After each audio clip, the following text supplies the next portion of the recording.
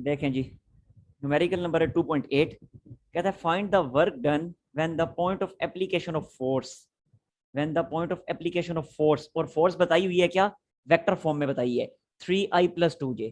ये फोर्स हमें बताई गई है वेक्टर फॉर्म में, जो कि है 3i+2j। This is force when this force moves in a straight line from point 21 to point 64, यानी फोर्स एक्ट करती है और बॉडी को मूव करवाती है पॉइंट पी से, पॉइंट पी के कोऑर्डिनेट्स हैं 2-1, पॉइंट पी से मूव करवाती है पॉइंट क्यू तक, और क्यू के कोऑर्डिनेट्स हैं 6-4।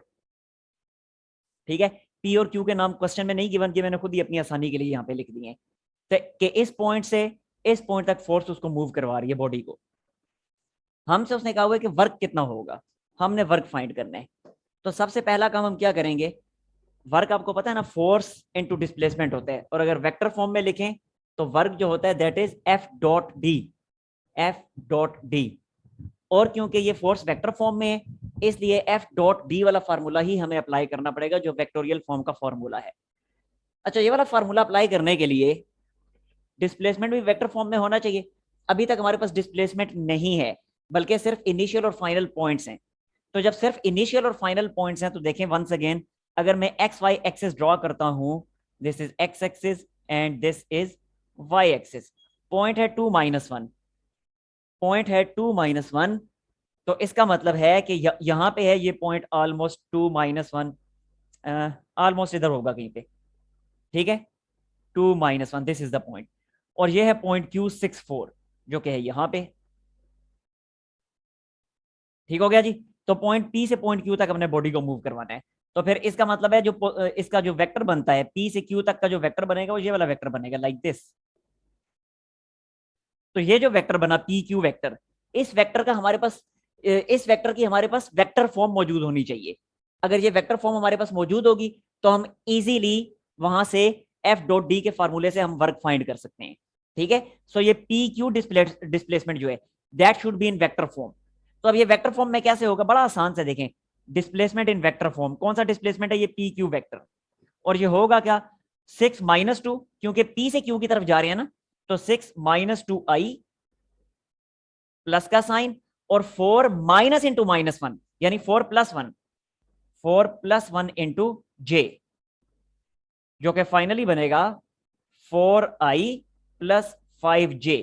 ये हमारे पास डिस्प्लेसमेंट आ गया वेक्टर फॉर्म में। अच्छा, जब डिस्प्लेसमेंट वेक्टर फॉर्म में आ गया तो अब हम बड़ी आसानी से वर्क फाइंड कर सकते हैं, क्योंकि फोर्स तो ऑलरेडी गिवन थी। तो देखें जी, वर्क क्या बनेगा ना, work is equal to F.D, F.D।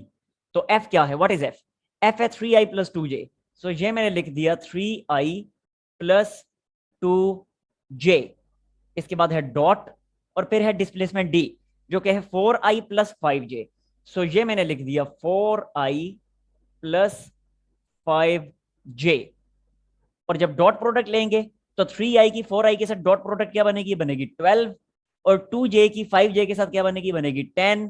तो ओवरऑल बना 20 यूनिट्स। ये है हमारे पास वर्क। हाँ जी, कोई मसला अब इसमें, यस, एनी प्रॉब्लम, जी बोल दें, क्लियर है। सर इसमें सिंपल ऐसे भी तो कर सकते थे ना, displacement is equal to R2 minus R1। तो वही किया ना, R2-R1 ही तो है ये देखें जरा, ये देखें,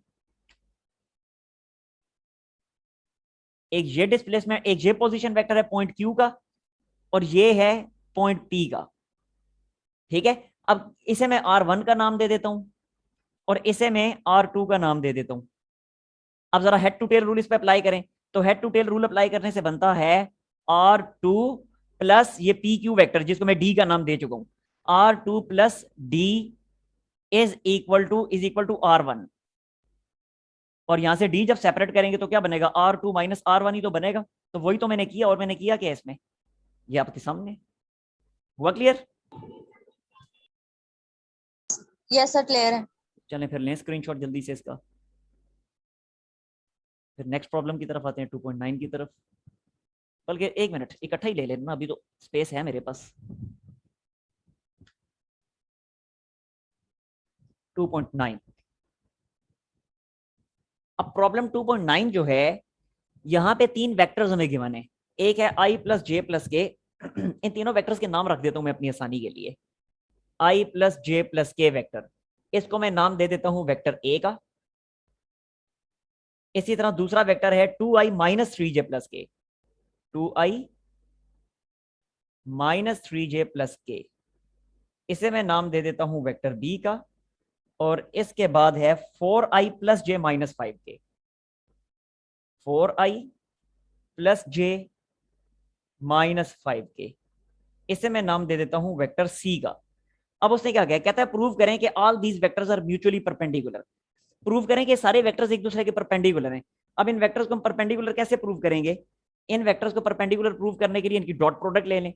हमें पता है कि जो परपेंडिकुलर वेक्टर्स होते हैं उनकी डॉट प्रोडक्ट हमेशा जीरो बनती है। तो ए डॉट बी वो भी जीरो आना चाहिए, ए डॉट सी भी जीरो आना चाहिए, बी डॉट सी भी जीरो आना चाहिए। ठीक है, एक मैं फाइंड करके दिखा देता हूं, बाकी आप लोगों ने फिर खुद ही करने हैं। तो देखें जी, ए डॉट बी मैं आपके सामने फाइंड कर देता हूं। तो जब ए डॉट बी फाइंड करूंगा तो देखें, आई की 2i के साथ डॉट प्रोडक्ट 2 बनेगी, जे की -3j के साथ -3 बनेगी, और के की के साथ 1 बनेगी। ओवरऑल देख लें 0 बन रहा है ना। तो इसका क्या मतलब है? इसका मतलब है वेक्टर ए जो है वेक्टर बी के परपेंडिकुलर है। ठीक हो गया? ऐसे ही बाकियों के लिए भी आपने कर लेने। ए डॉट सी फाइंड करें वो भी 0 आएगी, बी डॉट सी फाइंड करें वो भी 0 आएगी। हो जाएगा ना, कोई मसला तो नहीं अब जी।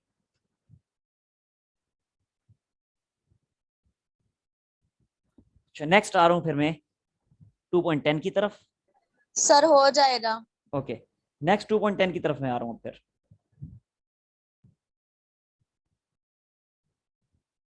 अब देखिए 2.10 में वो क्या कहते हैं। 2.10 में दो वेक्टर्स हमें गिवन है। एक है वेक्टर ए जो कि है i -2j प्लस 3 के, i -2j प्लस 3 के। और फिर है वेक्टर बी जो कि है 3i, जो कि है 3i -4 के, 3i -4 के। ये दो वेक्टर्स हैं हमारे पास, ए और बी वेक्टर्स। इनके बारे में कहता है find the length of projection of A on B. आपने फाइंड करनी है projection of A on B. Projection of A on B ये आप फाइंड करें। Projection of A on B. अच्छा, projection of A on B जो है क्या होती है वो? What is projection of A on B? कुछ याद है? वो थी A cos theta. A cos theta, तो इसका मतलब है ए कॉस थीटा हमने फाइंड करना है, इसकी वैल्यू हमें चाहिए। ठीक है जी। और ए कॉस थीटा में कहां से मिलेगा? जाहिर है ए और बी की डॉट प्रोडक्ट से मिलेगा। तो इसलिए डॉट प्रोडक्ट से हम स्टार्ट ले लेते हैं। हम लिखते हैं A dot B and it can be written as A B cos of theta. अब यहां से ए डॉट बी फाइंड कर लें।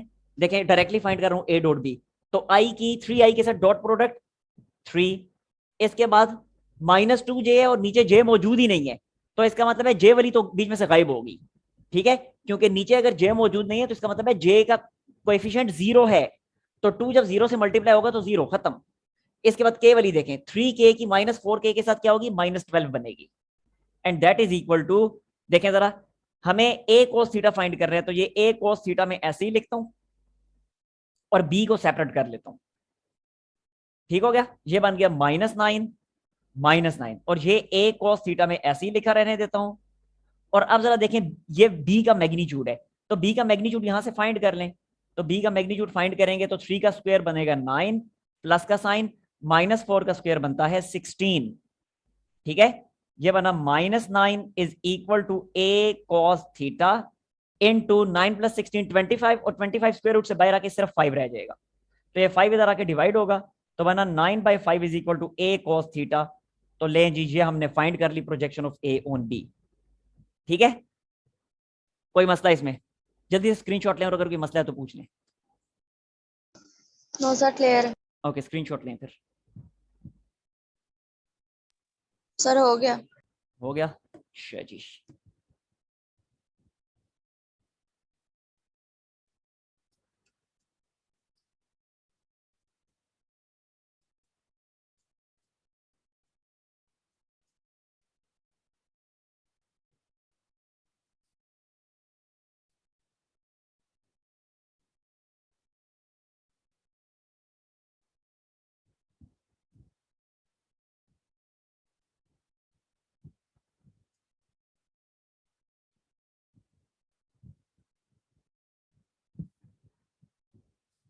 अच्छा जी, नेक्स्ट है फिर 2.11।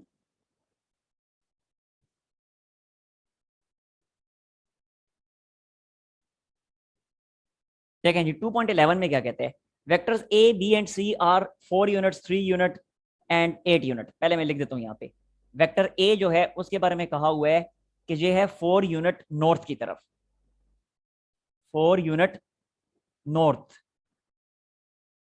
ऐसे ही वेक्टर बी के बारे में कहता है कि वेक्टर बी जो है that is 3 unit west, 3 units west. और वेक्टर सी के बारे में कहा गया है that is vector C, vector C की तरफ क्या, 8 यूनिट ईस्ट, 8 यूनिट्स ईस्ट। करना क्या है, कहते हैं आपने फाइंड करना है ए क्रॉस बी फाइंड करें, ए क्रॉस बी फाइंड करें, फिर आप ए क्रॉस सी फाइंड करें, और फिर आप बी क्रॉस सी फाइंड करें, बी क्रॉस सी फाइंड करें। ठीक है, ये सब आपने फाइंड करने हैं। तो पहले तो मैं यहाँ पे आपके सामने east west north south draw कर देता हूं ताकि समझना आसान हो जाए। यहीं पे चलने कर देता हूं, नॉर्थ साउथ ईस्ट वेस्ट। अच्छा अब देखें जरा, वेक्टर ए जो है वो 4 यूनिट्स ईस्ट की तरफ है, तो वेक्टर ए जब 4 यूनिट्स ईस्ट की तरफ है तो इसका मतलब है ये है वेक्टर ए, सॉरी नॉर्थ की तरफ है, तो ये है vector A, this is vector A that is towards north 4 units. इस तरह वेक्टर बी जो 3 यूनिट्स वेस्ट की तरफ है, so this is vector B, ऐसे दिस इज वेक्टर बी। और वेक्टर सी 8 यूनिट्स ईस्ट की तरफ है, so this is vector C. ठीक है जी, अब हम फाइंड करते हैं A cross B, A cross C और बी क्रॉस सी। सबसे पहले आते हैं ए क्रॉस बी की तरफ, तो ये मैंने लिखा ए cross B, A cross B. और हमें पता है फाइंड करने का तरीका क्या होता है, ये होता है A magnitude, B magnitude, sine of theta, और साथ में आता है यूनिट वेक्टर। अच्छा अब जरा देखें ए मैग्नीट्यूड कितना है, क्वेश्चन में बताया हुआ है 4 यूनिट्स, सो ये लिख दिया 4। ऐसे बी मैग्नीट्यूड कितना है, वो है 3 यूनिट्स, सो ये लिख दिया 3। साइन ऑफ थीटा, जी बताएं क्या होगी थीटा की वैल्यू, यहाँ पे ए और बी के दरमियान क्या थीटा की वैल्यू है, यस हाँ जी, जी तहरीम क्या होगी ए और बी के दरमियान थीटा की वैल्यू, ये आपके सामने है, ये ए है ये बी है, तो थीटा कितना बनता है,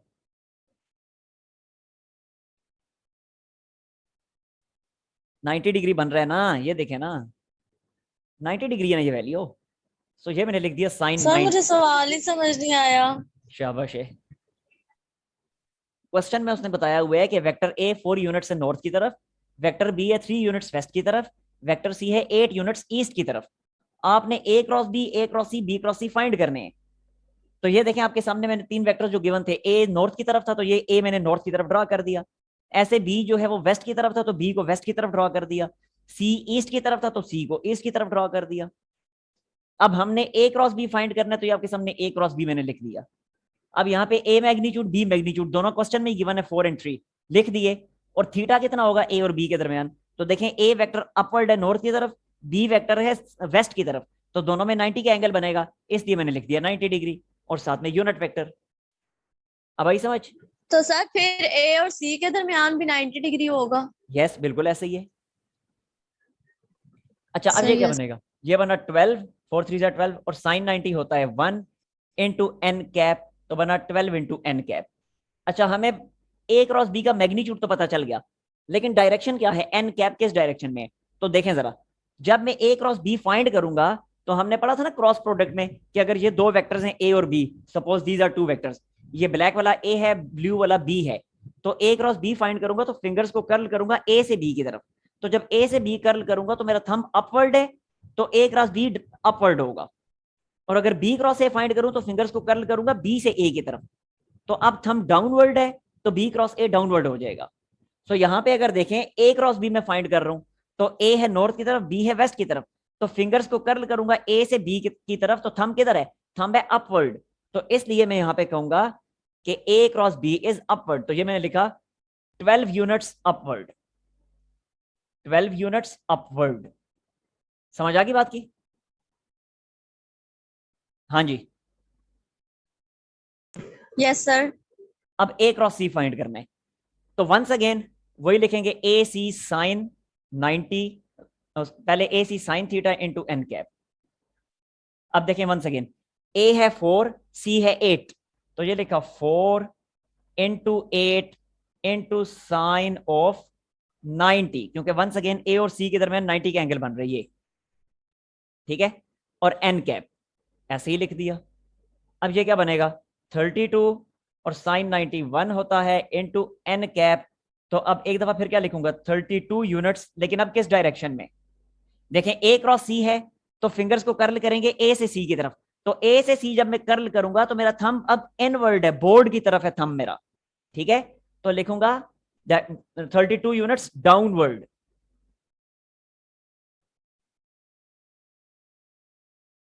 ठीक है जी। और आखिर में फाइंड करना है बी क्रॉस सी। तो बी क्रॉस सी बहुत सिंपल, वंस अगेन लिखेंगे बी मैग्नीट्यूड, सी मैग्नीट्यूड, साइन थीटा, और ये आ जाएगा एन कैप। अब देखें थीटा कितना है बी और सी के दरमियान, तो देखें बी वेस्ट की तरफ है, सी ईस्ट की तरफ है, तो थीटा 180 डिग्री हुआ ना। तो ये लिखा B C sine of 180 degree, और हमें पता है कि साइन 180 जो है वो 0 के इक्वल होता है, लिहाजा ये सारा 0 हो जाएगा। That is null vector into N cap है, इंटू एन कैप, तो इसका मतलब है दैट इज नल वेक्टर। समझ आ गई बात की? हाँ जी, clear? Yes sir clear. Okay, next आते हैं फिर 2.12 की तरफ। 2.12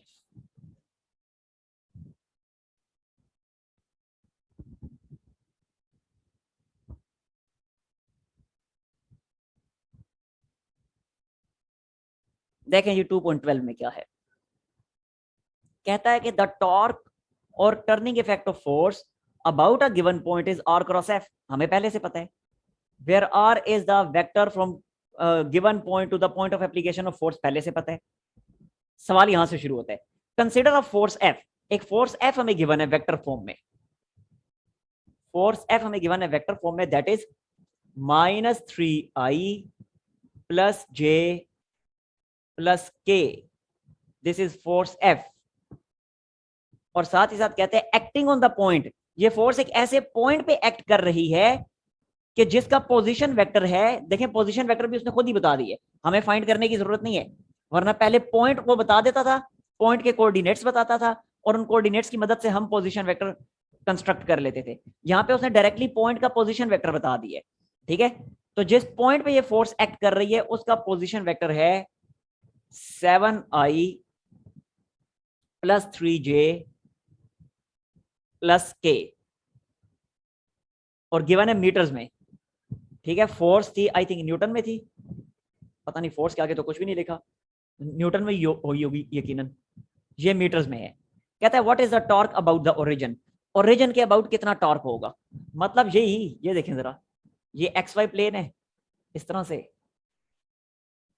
x X axis, Y axis, और ये वो पॉइंट है जिस पॉइंट पे फोर्स एक्ट कर रही है, ये वाला पॉइंट भी है, इस पॉइंट पे फोर्स एक्ट कर रही है, ठीक है। अब फोर्स किस डायरेक्शन में एक्ट कर रही है हमें नहीं पता, मैं एक अंदाजे से डायरेक्शन ड्रॉ कर देता हूँ, इस डायरेक्शन में फोर्स एक्ट कर रही है, और ये है वो पॉइंट पी। तो इसी पॉइंट पी का पोजीशन वेक्टर ये हमें गिवन है, ठीक है। इसी पॉइंट पी का पोजीशन वेक्टर आर जो है वो ये हमें गिवन है, हमने डायरेक्टली जो है टॉर्क फाइंड कर लेने। अब टॉर्क क्या है, टॉर्क हमें पता है क्रॉस प्रोडक्ट होती है आर और एफ की। सो ये मैंने लिखा torque is equal to R cross F. तो आर क्रॉस एफ फाइंड कर लेते हैं हम, हमें पता है क्रॉस प्रोडक्ट के लिए डिटर्मिनेंट यूज होता है, तो ये लिखा आई जे के, और अब पहले आर जो है आर पोजीशन वेक्टर, उसके कोएफिशिएंट 7 3 एंड 1, ये लिखे 7 3 1, और उसके बाद फोर्स एफ उसके -3 1 1 -3 1 1। अच्छा अब यहां पे फाइंड कर लें इसको, देखें पहले मैंने लिखा आई कैप, अब मैंने क्या किया, आई वाला कॉलम भी छोड़ दिया, आई वाली रो भी छोड़ दी, बाकी बचा 3 1 1 1, तो ये बना 3 1 3 -1, तो ये लिखा 3 -1। आगे माइनस का साइन, फिर जे कैप, वंस अगेन जे वाली रो भी गई, जे वाला कॉलम भी गया, बाकी है 7 1 -3 1, तो बनता है 7 1 7 माइनस इंटू -3 यानी 7 + 3। ठीक है, आगे है प्लस के कैप, और अब के वाला कॉलम भी गया, के वाली रो भी गई, बाकी बना 7 1 7 माइनस इंटू -9 यानी 7 + 9। सो ये लिख दिया 7 + 9। Now what does it become? It becomes 2i cap minus 10j cap और प्लस 16k कैप। तो ये है जी हमारी रिक्वायर्ड टॉर्क वेक्टर फॉर्म में जो हमने फाइंड करनी थी जी। कोई मसला इसमें? Clear? Yes sir, clear. Answer इसका चेक करें, आंसर यही है।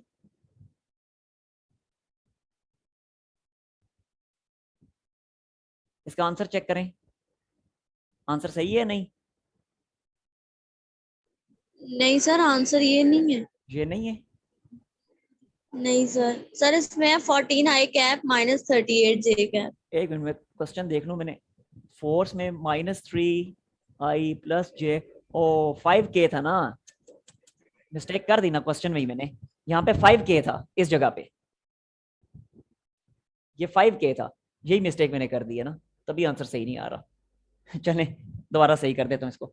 उधर मैंने 5 लिखा तो जाहिर है फिर यहाँ भी 5 ही आएगा। वेट, यहाँ भी 5 आएगा, यहाँ जब 5 आएगा तो अब ये बनेगा 3 1 3, 3 -5 आएगा यहाँ पे। ठीक है, इसी तरह फिर जे वाला जो है इसे छोड़ेंगे तो बनेगा 7 1 और -5 3 15 आएगा यहाँ पे, ये 15 आ जाएगा। और उसके बाद फिर ये भी गया तो वो ठीक है आई थिंक। अब क्या बना, -2i और 15 + 23 आ जाएगा। अभी सही है या अभी भी नहीं है सही? अभी भी कोई मिस्टेक है? एक दफा मिस्टेक हो जाए ना मैथमेटिकल स्टेप्स में, बस फिर यही तमाशा लगा रहता है। एक मिनट ठहरे, मैं दोबारा इसको कर देता हूँ। फिर मैथमेटिकल स्टेप्स में एक दफा मिस्टेक हो जाए तो फिर वो बार बार। पहले तो देखें क्वेश्चन एक दफा, फिर मैं देख लूँ ठीक लिखा है कि -3i1j + 5k and 7i + 3j + k। ठीक है, क्वेश्चन ठीक है। अब मैं यहाँ पे लिखता हूँ, अब मैं डायरेक्ट कर ही जा रहा हूँ। ठीक है, क्योंकि समझा मैंने आपको दिया है, मेथड तो जाहिर है वही है, इसलिए मैं जल्दी जल्दी इसको कंप्लीट कर रहा हूँ। तो सबसे पहले तो आएगा आर का 7 3 1 7 3 1 ये लिखा, उसके बाद है -3 1 5 -3 1 5। Now this is equal to i, तो बनेगा 3 5 15 -1, फिर है -j, तो बनेगा जी 7 5 35 + 3, उसके बाद है +k, और फिर बनेगा 7 1 7 और 7 + 9। Now it becomes 14i -38j + 16k। लें जी, ये आंसर है। अब देख लें अब सही होगा। यस सर, अब सही है। चलें अच्छा, अब फिर ले लें स्क्रीनशॉट इसका। Hurry up hurry up.